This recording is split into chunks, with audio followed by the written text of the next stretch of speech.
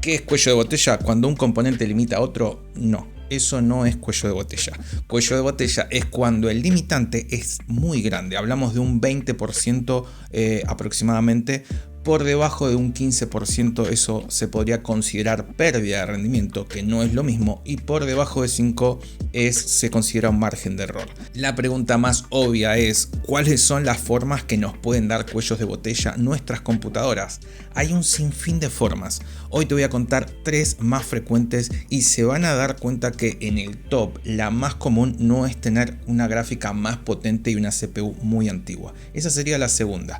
Bienvenidos a la comunidad de Zombie Digital, comencemos. Voy a empezar por decir que todos los componentes pueden generar cuello de botella, absolutamente todos, pero algunos más que otros. Los principales son RAM, GPU, CPU y almacenamiento. Lo que nadie te explica que no todo es velocidad. Es más frecuente el cuello de botella por poca cantidad que por poca velocidad, pero lo vamos a ver poco a poco. El motivo más conocido por todos es cuando la CPU limita a la GPU y vemos que la GPU no da todo su potencial. Voy a decir varias cosas, pero pongamos un ejemplo, un procesador 12100 con una 3090 Ti. Lo que nadie te explica es que esta configuración puede darte cuello de botella, pero no siempre es así, depende más de quién y cómo la use que del hardware en sí. Si usas esa PC para jugar a 4K y limitando los juegos a 60 FPS, ese procesador no te dará cuello de botella. Sería igual que poner un procesador 12900K. Existen muchos videos en YouTube donde pueden ver que el rendimiento es casi exacto.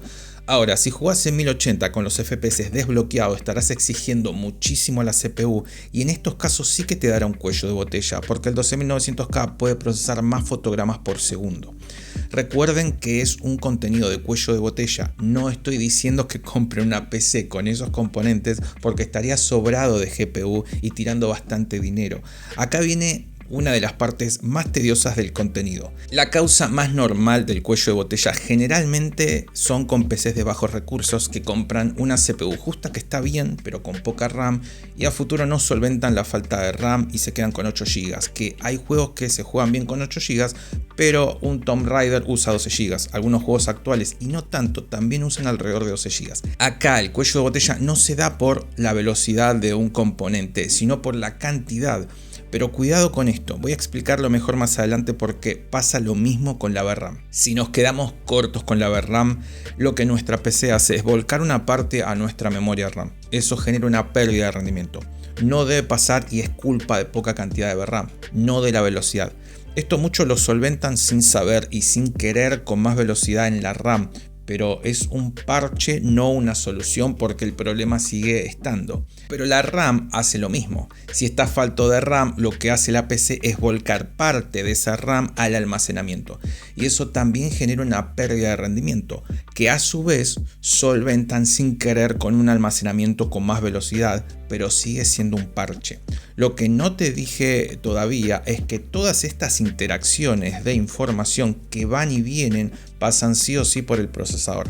Entonces, no solo saturamos los buses, sino también parte del rendimiento del procesador y esto puede generar una penalización esporádica que merme mucho el rendimiento del juego generando stuttering o tearing, congelamientos de la pantalla azul, bajando repentinamente FPS, bueno, da problemas. Otro apartado que puede dar problemas y nadie lo dice en videos de cuellos de botellas es la temperatura. Puede generar que un componente tenga estrangulamiento térmico. Esto pasa cuando un componente supera la temperatura máxima impuesta por el fabricante y lo que hace el hardware es bajar el rendimiento para enfriarlo y protegerlo de que no se queme o que no pase nada grave. Al bajar la temperatura de una gráfica o de una CPU puede afectar el rendimiento de alguno de los dos y arrastrar un poco al otro componente. Entonces es importante chequear la temperatura de los componentes y ver que tu gabinete esté acorde con todos los componentes que están dentro y que pueda refrigerarlos de la mejor manera posible. En realidad no los refrigera, sino que lo que hace es tratar de sacar el aire caliente lo más rápido posible y metiendo más aire de afuera que generalmente está más frío. Ahora, ¿cómo saber cuánta memoria usa un juego o cuánta VRAM o qué porcentaje de procesador o GPU? Bueno, primero tenés los requisitos del juego. Te dejo un video que también explico cómo usar Afterburner para otras cosas, pero sirve para entender cómo moverte con ese programa y ver todos estos parámetros que mencioné en el video. Ahora, quisiera dar una pequeña recomendación. Algunos tienden a no saber bien si realmente conviene una CPU de 6 núcleos y 12 hilos o si deberías comprar algo más potente o menos potente y destinar más en la GPU. La respuesta está en la GPU siempre. Destina más recursos a la GPU porque créeme, tu presupuesto a día de hoy tiene que estar atado a la GPU en un PC gamer y no a otra cosa. Siempre intenta comprar la mejor GPU que puedas sin pasarte de largo, pero no gastes en un super procesador y te quedes corto con la GPU. Es preferible comprar uno de 4 núcleos y 8 hilos con una buena GPU que al revés. La idea es comprar algo que no quede obsoleto en poco tiempo. Descartaría la serie 500 de AMD y la serie 16 de Nvidia. Algo que no se esté quedando obsoleto, que tenga mínimo de 8 GB de VRAM. Si no podés con eso, intenta no comprar un procesador de 6 núcleos y 12 hilos. Compra uno de 4 y 8. Un procesador así te permite recortar también en la placa base. No necesitas cambiar el disipador. No necesitas un gabinete que expulse tanto el aire. Podés comprar uno de más bajo presupuesto. Y entre una cosa y otra tendrás un poco más de presupuesto para tener una mejor tarjeta gráfica. Si es para jugar, ahorra también en la RAM. No es necesario tanta cantidad de frecuencias. Esto me lo va a criticar todo el mundo, pero ningún juego pide como requisitos una velocidad determinada de RAM. Piden cantidad, no velocidad.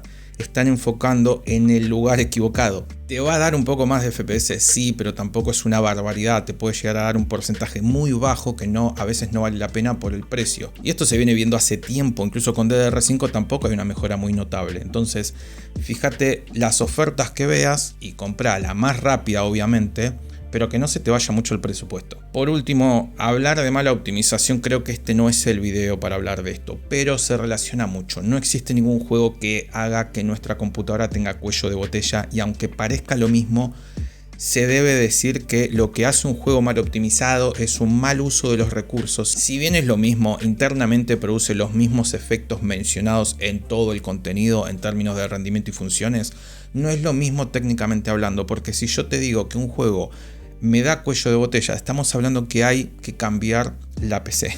Si hablo de un juego mal optimizado, estamos hablando de un problema del desarrollador y no de nuestra PC. Por último, no quiero meterme en defender a los desarrolladores, pero quiero aclarar algo que veo que me impresiona un poco cómo se marean algunos con este tema. Que un juego esté mal optimizado y use 14 GB de RAM y 12 GB de VRAM no significa que todos los juegos que usen o puedan usar esa cantidad estén mal optimizados. Mal optimizado es una palabra fácil de usar, pero no tan fácil de comprobar. Tengo un video hablando un poco sobre esto, no quiero hacer largo pero básicamente tiene mucho que ver el tipo de juego a la hora de comparar uno con otro. No todos son iguales, algunos requieren más cantidad de recursos en algunos apartados y en otros no. Y hablo de juegos similares pero con jugabilidades diferentes. Este último tiempo salieron juegos muy mal optimizados, pero también hay que entender que los juegos se desarrollan con años de antelación, los AAA, y se especula qué potencial de hardware habrá en ese momento en cuanto a características técnicas estándar. Todos los desarrolladores pensaban que 8 GB sería el mínimo y 2 el estándar, pero no sucedió así y esto es un poco culpa de las empresas de GPU por escatimar en gastos. También hay algo que escucho bastante: el juego está mal optimizado porque debería poder jugarse con menos recursos. Optimizar un juego lleva un gasto extra en el desarrollo, no siempre se puede y en ocasiones un desarrollador puede considerarlo innecesario. ¿Esto significa que está mal? Bueno, en mi opinión es más un problema del desarrollador que otra cosa. Lo que significa es que él mismo se está cerrando en mercado porque solo lo van a comprar los que puedan o tengan el hardware necesario para poder jugarlo. Hay que dividir los errores en dos. Primero están los que son programables, es decir, problemas que no tienen nada que ver con el apartado gráfico, y el otro es el rendimiento. Existen dos variantes que se pueden detectar fácilmente en lo que a rendimiento se refiere. La primera, compras un juego, no cumplís con los requisitos y te funciona mal. Perdón, pero es tu culpa. Al fin y al cabo, un desarrollador puede poner los requisitos que quiera. La segunda, compras un juego, cumplís con los requisitos y funciona mal. Esto es un problema del desarrollador, ni siquiera de optimización. Es un problema muy gordo y ha pasado con varios juegos y muchos de ellos de últimos títulos. No quiero extenderme más con esto porque es un video de cuello de botella, pero muchos lo relacionan y quería aclarar lo básico. Ahora sí, gracias por llegar hasta el final. Nos vemos en el próximo video.